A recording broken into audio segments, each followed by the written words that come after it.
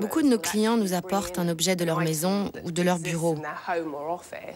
Nos techniciens ouvrent ces objets pour y placer la caméra. Ça arrive souvent ici.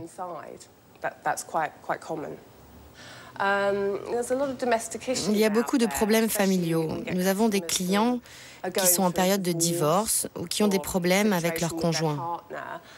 Ils s'inquiètent d'être espionnés, d'avoir leur téléphone sur écoute ou d'être épiés quand leur conjoint est absent.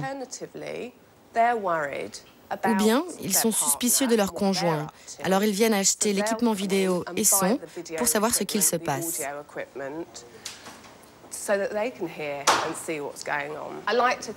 J'aimerais bien me dire que nous ne sommes pas une société de paranoïaques, qu'il pourrait y avoir de bonnes raisons pour que quelqu'un m'espionne ou me mette sur écoute. Si je suis une personne respectable et que je mène correctement ma vie, alors je me dis que personne n'aura l'intention d'entendre ou de voir ce que je fais. Pas si sûr. Depuis l'été 2006, un projet pilote mené à Shoreditch, un quartier difficile de l'Est de Londres, pousse la logique de la vidéosurveillance à son paroxysme. La société Digital Bridge propose ainsi aux résidents de s'abonner à un réseau câblé, Shoreditch TV, qui donne accès aux caméras de surveillance de la rue. Ce projet est financé en partie par l'Union européenne, une sorte de test laboratoire avant d'envisager son implantation sur l'ensemble de la capitale. Pour l'instant, les gens n'ont pas accès à la CCTV. Tout passe par le système central. D'une certaine manière, si nous donnons l'accès aux gens, on inverse toute l'idée de ce qu'est Big Brother et de ce qu'est la surveillance. Plutôt que d'avoir un organisme de surveillance central, c'est la communauté qui surveille. Ça démocratise le système et les gens ont plus confiance parce qu'ils sont eux-mêmes acteurs de la surveillance. Mike a été l'un des premiers à s'abonner à ce programme. Victime d'une agression, c'est l'argument sécuritaire qui l'a convaincu. Je marchais ici tout seul un soir.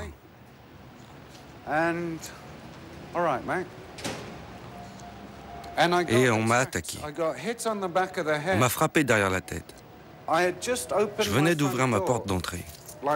Comme ça. Et on m'a frappé derrière la tête. Ça ne m'a pas assommé. Je me suis retourné et j'ai vu ces deux mecs se jeter sur moi. Le mec de derrière m'a tapé sur la tête avec une matraque cloutée. Heureusement, j'ai fermé la porte. Ce que les résidents obtiennent avec les caméras de surveillance, c'est un accès au réseau du quartier. Ils voient tout le quartier et ses alentours et peuvent intervenir.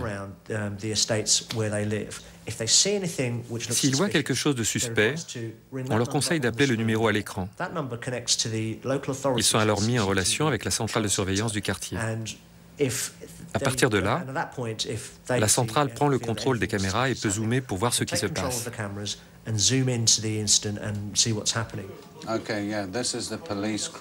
Mais de la douzaine de caméras initialement prévues, il n'en reste que 2 en état de marche.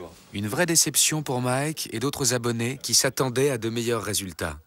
Je regardais la chaîne hier soir. On peut voir des voitures et une personne qui bouge. Mais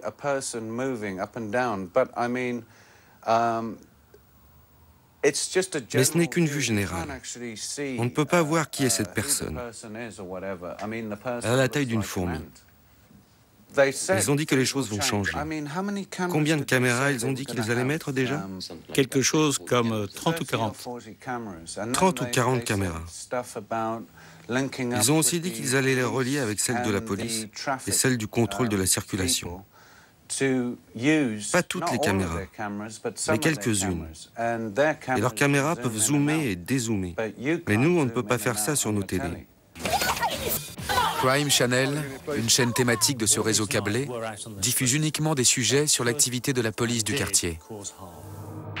Un effet loupe plus qu'un effet miroir, qui dramatise, qui amplifie encore plus la criminalité du secteur, en incitant les abonnés à réagir aux sujets diffusés.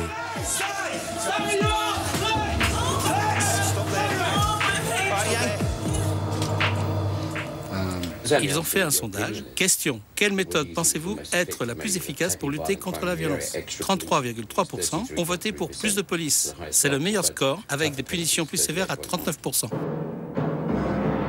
Mais la police, dans le quartier, reste encore sceptique sur cette nouvelle utilisation de la vidéosurveillance. Je veux qu'on mette des caméras de surveillance par ici, beaucoup plus, pour qu'on puisse voir ces connards nous casser la gueule. Connards de flics. S'ils ne portaient pas leur uniforme, je leur casserais la gueule, je te le jure, je leur exploserais la tête. En attendant, dans les pubs de Shoreditch, les avis sont plus modérés. Si leur système marchait vraiment, je suis sûr qu'il y aurait beaucoup plus d'abonnés. Mais si ça leur a coûté 12,5 millions de livres sterling du budget européen pour mettre en place un système très simple avec une infrastructure à 2 caméras. À 6 millions de livres sterling la caméra, est-ce que c'est possible financièrement d'en installer 30 ou 40? C'est le comportement typique des Britanniques. Si le gouvernement a dit c'est comme ça, alors c'est comme ça. C'est presque comme si on était toujours en guerre. Et puis, il n'y a pas que les caméras de surveillance telles que nous les connaissons. Il y a aussi d'autres moyens pour nous espionner. Des drones qui vont nous survoler. Ça se passe déjà. Tu as bien entendu parler dans le coin pendant les 12 derniers mois des nuits où les hélicoptères de police tournaient dans le ciel et observaient le sol. Dans un sens, ton cauchemar orwellien a déjà commencé. Oui, oui, tout à fait. Les patrouilles. C'est ainsi que dans 1984, son roman culte, George Orwell a ses drôles d'engins à hélices. Pouvait-il imaginer alors que quelques décennies plus tard, le gouvernement britannique irait encore plus loin, faire survoler la ville par des drones munis de caméras? Un projet prévu pour les Jeux Olympiques de 2012. Un curieux de service, une concierge électronique, pourrait s'asseoir dans sa loge, là, et enregistrer tout ce qui se dit et dire « Ah ah, j'ai la preuve que telle ou telle personne n'est pas fidèle avec son mari, ou sa femme, ou son petit ami. » Toutes ces infos peuvent alors être gardées et utilisées pour d'autres raisons. Donc, l'idée d'utiliser les gens du quartier pour qu'ils soient leurs propres gardiens ou sentinelles, avec les systèmes de caméras auxquels ils peuvent accéder sans que personne ne le sache, c'est une idée très dangereuse. C'est un pas vers une société où tout le monde surveille tout le monde.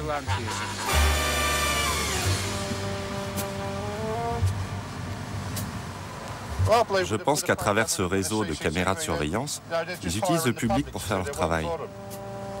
C'est plein de Little Brothers qui font le travail de Big Brother.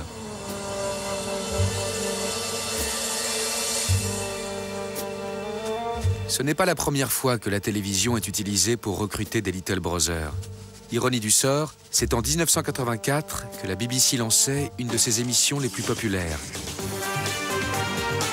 Crime Watch, une émission où les reconstitutions de scènes de crime s'appuient largement sur la vidéosurveillance.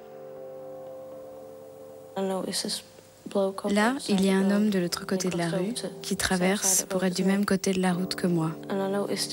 J'ai remarqué une ombre à côté de moi, alors je me suis mise sur le côté pour le laisser passer. Il s'est retourné et m'a abordé.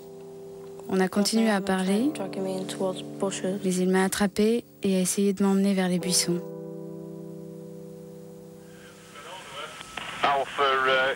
J'ai besoin de quelqu'un immédiatement.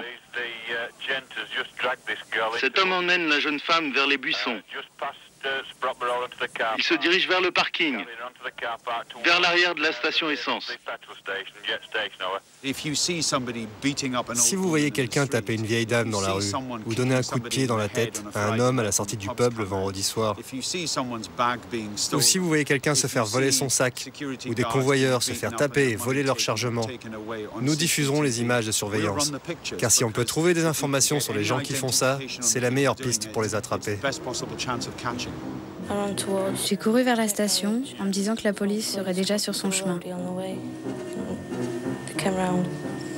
Je leur ai montré et ils sont partis derrière lui. Le réseau de caméras de la ville permettra de reconstituer son parcours cette nuit-là. Elles n'auront pourtant pas permis d'empêcher l'agression ni d'arrêter l'agresseur. C'est le coup de téléphone d'un téléspectateur qui mettra la police sur sa piste. L'homme sera finalement confondu par son ADN.